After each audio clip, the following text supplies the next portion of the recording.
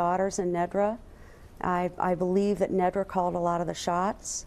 And that little old lady, the grandma? Well, I think that we all have a public persona, and then there's another persona people have. And my experience was that there was another side to these folks. Jim, do you want to briefly comment, and I'll talk to you at greater length and depth in the next segment? Well, excuse me, I'm a Christian. I don't believe that we should judge one another. And I knew John Ramsey intimately for 22 years. He came to my rescue twice. Once when I was in a wheelchair and laid up in Florida. He came down to see me and gave me a job, and we started a business together. And then 10 years later, when my wife and I were financially distraught, I called him up, and he immediately gave me a job with Access Graphics. Also, one other incident where we were supporting a Centaurus High School quadriplegic who needed therapy, and my wife and I had a bake sale, and we raised $350.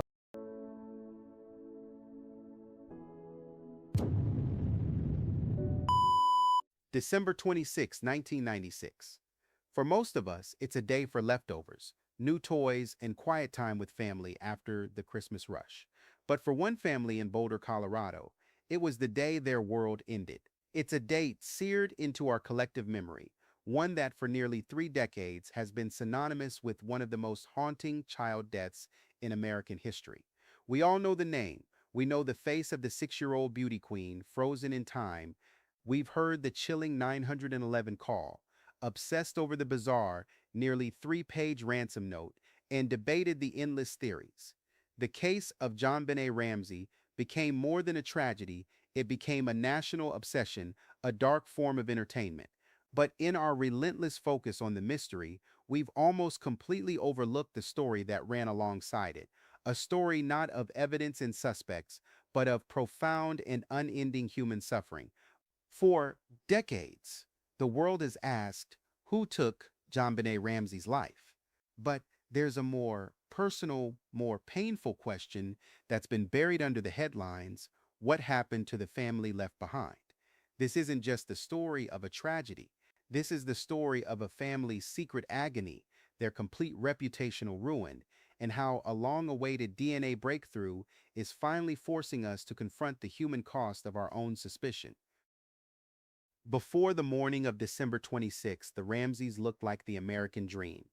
John Ramsey was a successful CEO of a billion-dollar company. His wife, Patsy, a former Miss West Virginia and a devoted mother. They had a 9-year-old son, Burke, and their vibrant 6-year-old daughter, JonBenet. They lived in a sprawling 15-room home in the affluent town of Boulder, Colorado. Their lives filled with sailing trips, holiday parties, and the glittering world of children's beauty pageants. Home videos from that time paint a picture of a happy family. John, a proud father, pushing his daughter on a swing. Patsy beaming as she adjusts a tiara on JonBenet's hair. These weren't characters in a future true crime drama. They were a real family. A family that went to bed on Christmas night 1996 with their world completely intact, never imagining they were on the edge of a nightmare from which they'd never truly wake up. The shattering began at 5:52 a.m. The frantic voice on the 911 call is Patsy Ramsey's. Her words came out in a torrent of panic. "We have a kidnapping. Hurry, please. There's a note left and our daughter's gone. She's 6 years old. Please." In those first few moments, the horror was singular. Their daughter was missing. The enemy was an unknown kidnapper who had violated their home and demanded $118,000, an oddly specific amount that almost perfectly matched a recent work bonus John had received. For the next 7 hours, the Ramsey home became a chaotic, contaminated crime scene. Friends came to comfort the distraught parents. Police conducted a search, but they were looking for a kidnapped child, not a body. The focus was on the note, the phone call that might come, and the hope that JonBenet was still alive. But that story was about to collapse in the most horrific way imaginable. Frustrated with the police's slow pace, John Ramsey and a friend started searching the house again themselves. He headed for the basement, a place police had only briefly checked. He opened the door to a small, windowless wine cellar. And there, on the floor, was his daughter. She was wrapped in her white blanket, her mouth covered with duct tape. A nylon cord was around her wrists, and evidence showed she had been in a confrontation that ended badly with a crude wooden garrote found at the scene. She wasn't kidnapped. She was gone. John's scream echoed through the house. He removed the tape from her mouth, untied her arms, and carried her small, lifeless body upstairs. In that moment, he wasn't thinking about preserving a crime scene. He was just a father, overwhelmed by a grief so profound it defied all logic. I just wanted her to be warm, he would later explain, his voice breaking. He laid her down on the living room floor, disrupting what was now a scene of tragedy. And that single instinctual act of a devastated father, it would later be twisted and used as a cornerstone of the case against him. The shattering was complete. The life the Ramseys knew was over, but a new horror was just beginning as the world's suspicion turned away from the intruder and fixed its gaze directly on them. Normally, after a child's death, the family is surrounded by public sympathy. They're seen as the ultimate victims, deserving of compassion. For the Ramseys, that period of grace lasted maybe a few hours. Very quickly, the narrative began to shift, driven by leaks from inside the Boulder Police Department and a media hungry for a simple, sensational story. The theory was neat and tidy. There was no intruder. The kidnapping was staged, the ransom note a clumsy fake, all to cover up a death caused by someone inside the house. Within days, John and Patsy went from being the parents of a lost child to the primary suspects in her death. This suspicion was fueled by a few things. First, the crime scene was managed badly in the first few hours. The house wasn't secured, so friends came and went, potentially contaminating evidence. John's act of moving his daughter's body, while an act of a grieving father, was seen as an attempt to tamper with the scene. The ransom note itself was a huge point of contention. It was strangely long, written on a notepad from inside the house, with a pen from the house. Some investigators even said Patsy's 911 call sounded off, that her grief didn't sound the way they thought it should. The Boulder police, many have argued, were simply in over their heads. They didn't have much experience with a case this complex. They latched onto a common starting point in these cases. It's often the parents. One early police report flagged John's behavior as suspicious, claiming he was casually looking through the mail while waiting for a kidnapper's call. John later explained he was frantically searching the mail for any other note or clue, an act of desperation that was misinterpreted as cold detachment. According to John, the police made up their minds on day one and spent years trying to prove it. This police theory didn't stay private for long. Leaks, many later proven to be misleading or just plain false, started pouring out to the press. A local paper seemed to have a direct line to sources who painted the Ramseys in the most sinister light. Those local stories were then blasted across the national media, and a firestorm erupted. The Ramsey family was put under a microscope of unimaginable intensity. Every part of their lives was judged. Patsy was painted as an obsessive pageant mom. The pageants, which had been a fun hobby, were now twisted into a grotesque spectacle with breathless commentary about her daughter's makeup and costumes, implying some dark family secret. John was depicted as a cold, controlling father, his quiet nature read as a lack of emotion. Their wealth, once a sign of success, now made them seem arrogant and capable of anything. The headlines were intense. Tabloid covers screamed accusations. News reports presented theories as facts. Pundits on TV, with zero direct knowledge of the case, confidently declared the parents were guilty. The family had to watch as their names were destroyed. Their private grief turned into a public show. In a now infamous 1997 CNN interview, the world's first real look at the couple since the tragedy, Patsy's voice was shaky but firm. "I am not responsible," she said, her eyes filled with pain and bewilderment. They pleaded for the police and the public to look for the real perpetrator. But their pleas were drowned out by the noise. The media had its perfect villains. The story of a wealthy, beautiful family with a dark secret was just too good to pass up, certainly more compelling than the terrifyingly random alternative. that a monster could slip into any house and shatter any family. The police fed the media, and the media in turn put immense pressure on the district attorney to charge them. The family was trapped, grieving their daughter while simultaneously fighting a war for their own innocence. This was the second act of their agony, not just losing their daughter, but losing their names, their dignity, and any hope for peace.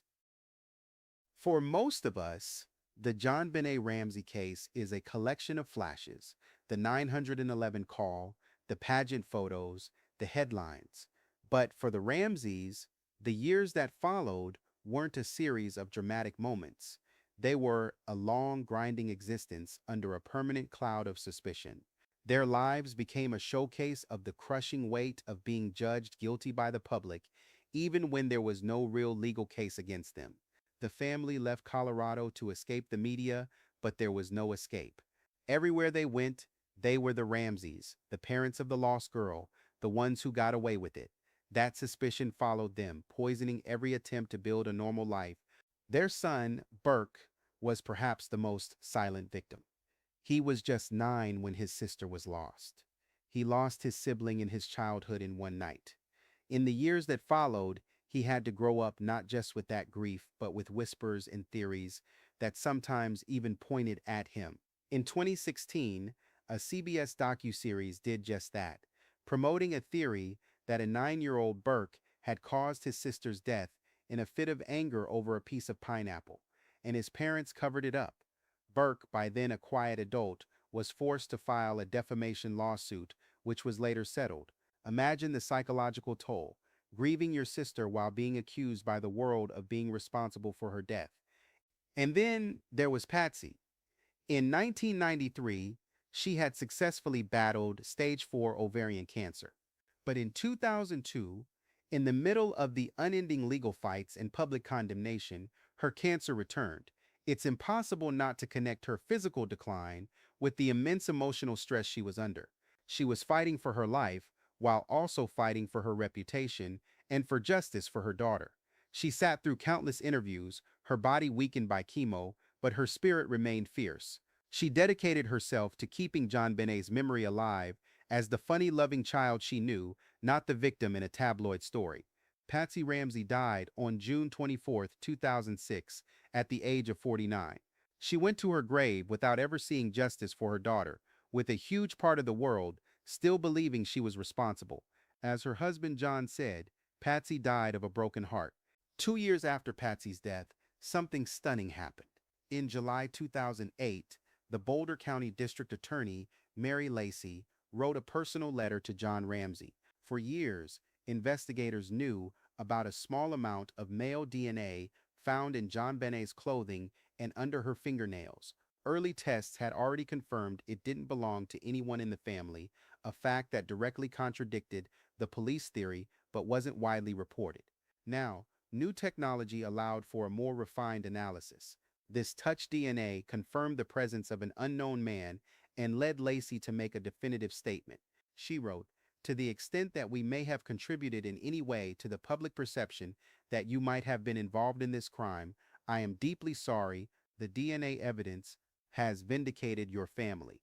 The Ramseys were officially and publicly exonerated.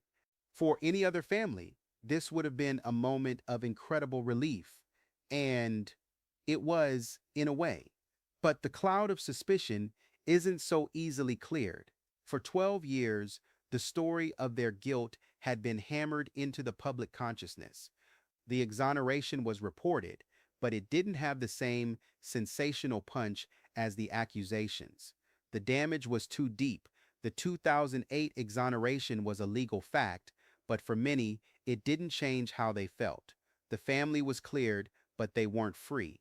They still had to live with the echoes of the accusation.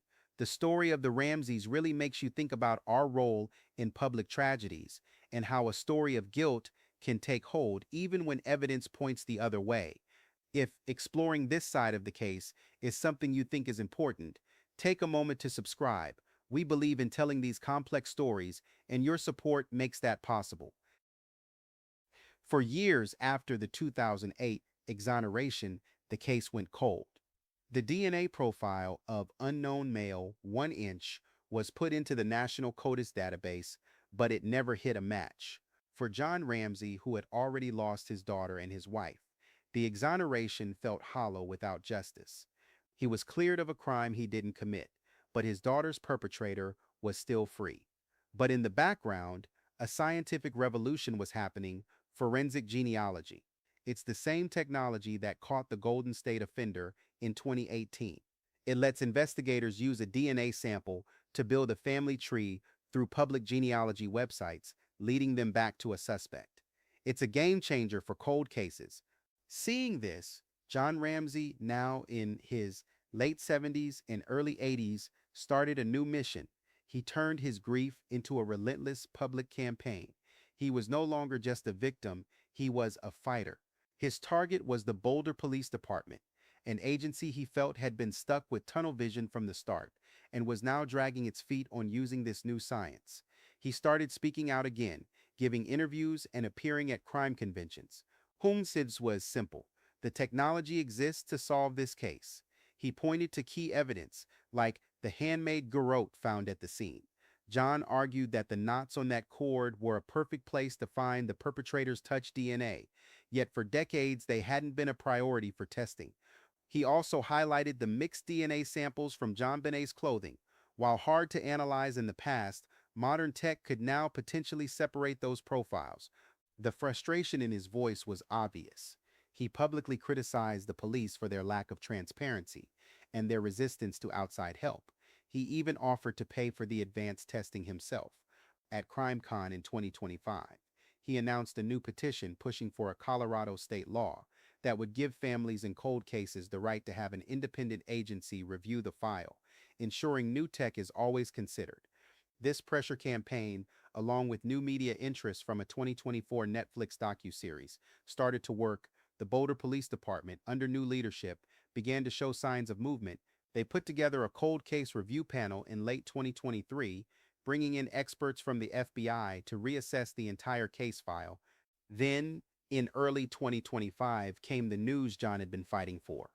After meetings between the Ramsey family and law enforcement, it was confirmed that dozens of items were being sent for new, advanced DNA testing. This included items from the crime scene that had never been tested at all. The police, who had been at odds with John Ramsey for years, were now working with him. JonBenet's older half-brother, John Andrew Ramsey, described the shift as a game of inches. He said the mixed DNA sample from the clothing is still too complex for current genealogy methods, but that police are watching the science, waiting for the moment it's ready. His feeling captured the family's new reality. It's not if, but when. This is a huge shift. For the first time in nearly 3 decades, the story isn't about the Ramseys' guilt or innocence.